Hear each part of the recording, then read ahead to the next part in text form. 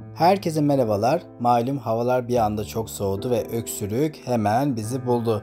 Bunun için size harika bir tarifle geldim. Biz bu tarifi 2 yıldır yapıyoruz ve çok büyük faydasını görüyoruz. Özellikle kızım için bunu yapıyorum ve kızımın öksürüğüne çare bulmuş oluyorum. Peki neler yapıyoruz? Öncelikle suyumuzu kaynatıyoruz.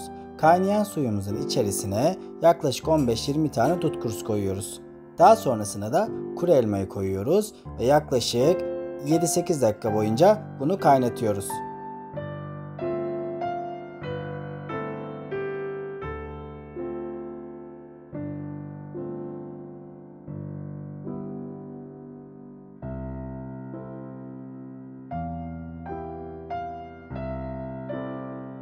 Kaynama işlemi bittikten sonra diğer aşamaya geçiyoruz. Ocağımızın altını burada kapatıyoruz ve ıhlamurlarımızı demliğimize ilave ediyoruz.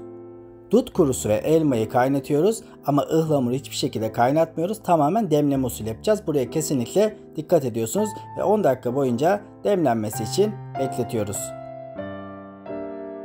Ve bu harika, şifa dolu çayımız hazır.